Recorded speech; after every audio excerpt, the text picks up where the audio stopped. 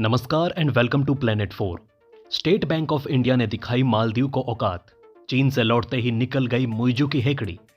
दोस्तों, चीन से वापस लौटते ही मुइजू के तेवर ढीले पड़ चुके हैं क्योंकि उसके देश में हाहाकार मचा हुआ है। विदेशी पर्यटक मालदीव छोड़कर लक्षद्वीप की ओर जा रहे हैं। पर्यटकों का कहना है कि मालदीव ओवर क्राउडेड है, जबकि लक्षद्वीप में स्वर्ग का सुकून मिल रहा है। लेकिन अब आइए आपको एक बेहद दिलचस्प खबर बताने जा रहे हैं। एसबीआई का नाम तो आप सभी ने सुना ही होगा। ये भारत का सबसे बड़ा बैंक है जिसने मालदीव की औकात दिखा दी है। जिस टूरिज्म इंडस्ट्री के दम पर आज मालदीव इतना उछल रहा है, उसे फाउंडेशन देकर शुरुआत करने में भारतीय स्टेट बैंक ऑफ इंडिया ने अहम भूमिका निभाई थी। मालदीव की धरती पर स्टेट बैंक ऑफ इंडिया का इतिहास और एहसान देखकर मुइजू की आंखें बाहर आ गई हैं। आप सभी जानकर चौंक जाएंगे कि साल 1982 तक मालदीव के पास अपना खुद का रिजर्व बैंक नहीं था। जैसे हमारे यहाँ भारत में रिजर्व बैंक ऑफ इंडिया है, वैसे ही अमेरिका में फेडरल रिजर्व है। लेकिन उस तरह से मालदीव के पास कुछ नहीं था। वो रिजर्व बैंक के लिए तरस रहा था। तब एसबीआई ने उसे भरपूर मदद की। यदि किसी देश में सेंट्रल रिजर्व बैंक नहीं होता है, बिना रिजर्व बैंक के कोई भी देश वैसा ही होता है जैसे कबाड़ खाने में पड़ा हुआ अनुपयोगी सामान। बिना केंद्रीय रिजर्व बैंक के उस देश को इन्फ्लेशन कंट्रोल में कठिनाई होती है। आपातकालीन स्थिति में वित्तीय सहायता का अभाव होता है। ऐसे में मालदीव की मदद करते हुए स्टेट बैंक ऑफ इंडिया ने कई वर्षों तक वहां के रिजर्व बैंक की भूमिका निभाई। किसी भी देश में सेंट्रल रिजर्व बैंक की भूमिका एक देश की आर्थिक स्थिरता और विकास के लिए अत्यंत महत्वपूर्ण होती है।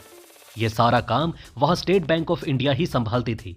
मोहम्मद मुइजू आज भले ही भारत के खिलाफ बिना सिग्नल वाला रेडियो चला देता है, लेकिन उसे जरा एसबीआई का इतिहास पता कर लेना चाहिए। 1982 तक मालदीव के विदेशी व्यापार का सारा भुगतान स्टेट बैंक ऑफ इंडिया ही करता था। अगर एसबीआई तब ना होता तो मालदीव दूसरे देशों से कुछ खरीद या बिक्री नहीं कर सकता था।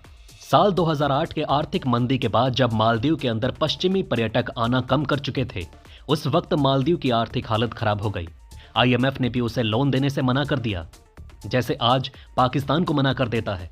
अंत में मालदीव दिवालिया होने वाला था। उसके पास कोई आखिरी रास्ता नहीं बचा था। तब वो जोर जोर से चीखने चिल्लाने लगा। उस समय भारत के एसबीआई ने पड़ोसी धर्म निभाते हुए मालदीव को $100 मिलियन का कर्ज दिया। उन्हीं पैसों से मोहम्मद मुइजू जैसा मक्कार भी पला बढ़ा, जो अब भारत के प्रति गद्दार हो चुका है। अगर वो अपने घर के बुजुर्गों से एसबीआई का इतिहास पूछ लेगा तो 2 मिनट में उसकी सारी अकड़ निकल जाएगी। आज भी मालदीव पर जितना टोटल कर्ज है, उसका सबसे बड़ा हिस्सा एसबीआई का ही है। मालदीव अपने कृषि और मछली पकड़ने के उद्योग से अच्छी खासी कमाई करता है, लेकिन उसके टूरिज्म को फाउंडेशन स्टोन देने का काम हमारे एसबीआई ने ही किया था। अगर आज मालदीव की टूरिज्म वर्ल्ड क्लास लेवल तक पहुंची है तो उसे भारतीय स्टेट बैंक ऑफ इंडिया का बड़ा योगदान समझा जा सकता है। मालदीव के राष्ट्रपति मोहम्मद मुइजू का जन्म 15 जून 1978 को हुआ था, लेकिन एसबीआई वहां उनके जन्म से पहले से ही काम कर रही है। विदेश मंत्रालय के अनुसार फरवरी 1974 से ही भारतीय स्टेट बैंक ने मालदीव को द्वीप रिजॉर्ट के विकास और समुद्री उत्पादों के निर्यात में महत्वपूर्ण सहायता की। इसके अलावा भारत के सबसे बड़े बैंक ने लोन देकर भी लोकल उद्योग के विकास में भी काफी योगदान दिया। स्टेट बैंक ऑफ इंडिया 80 के दशक से मालदीव को टूरिज्म से लेकर तमाम उद्योग धंधे विकसित करने के लिए अच्छा खासा ऋण देता रहा। चूंकि मालदीव सरकार से भारत के रिश्ते ठीक थे, इसलिए ऋण वसूली का खास दबाव नहीं था। लेकिन अब मुइजू सरकार में स्थितियां बदल चुकी हैं और मालदीव को ऋण चुकाना भारी पड़ सकता है। ऐसे में अगर एसबीआई अपनी शक्तियों का इस्तेमाल करते हुए सभी कर्ज वापस मांगने लगे तो मालदीव एक बार फिर से दिवालिया हो सकता है। कोरोना के बाद नवंबर 2022 में मालदीव के सामने आने वाली आर्थिक चुनौतियों के बीच मालदीव सरकार के अनुरोध पर भारत ने $100 मिलियन की वित्तीय सहायता की थी। ये वित्तीय सहायता एसबीआई माले द्वारा मालदीव के सरकारी घरेलू टी बॉन्ड में सदस्यता के माध्यम से हुई थी। भारत ने इस मदद के लिए एसबीआई को सॉवरेन गारंटी दी थी। मतलब मालदीव की सारी अकड़ एसबीआई की मुट्ठी में बंद है। बैंकिंग के अलावा वो शिक्षा, सुरक्षा, इलाज और खान पान के लिए भी पूरी तरह भारत पर निर्भर है।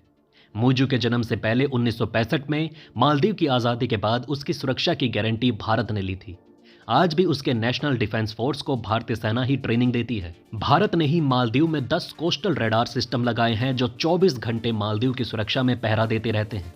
मुइजू आज भले ही इंडिया आउट का नारा दे रहा हो, लेकिन जब वो मालदीव के अंदर भारत का इतिहास पढ़ेगा तो खून के आंसू रोएगा। भारतीय विदेश मंत्रालय के अनुसार मालदीव के पर्यटन उद्योग को समर्थन देने के लिए 34 द्वीपों पर भारत की तरफ से कई तरह के वाटर सैनिटाइजेशन प्रोग्राम चलाए गए। भारत मालदीव में एयरपोर्ट भी बना रहा है।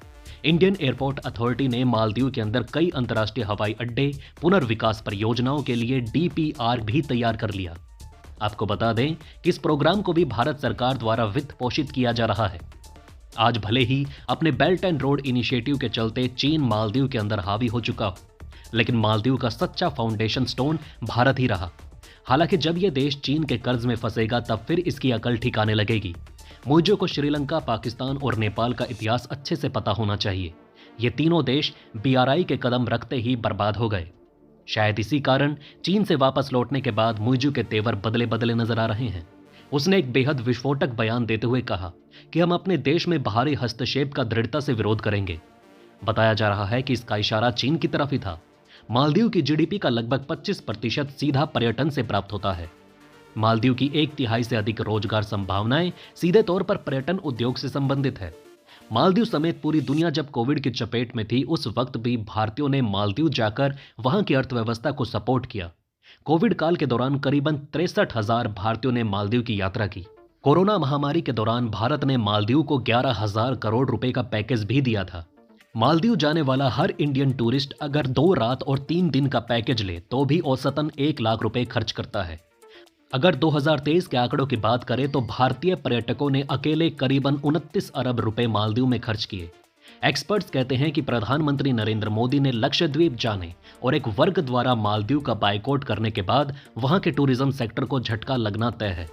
मालदीव की कुल जीडीपी में टूरिज्म सेक्टर का 25% योगदान है और 75% दूसरे सोर्सेज से आता है।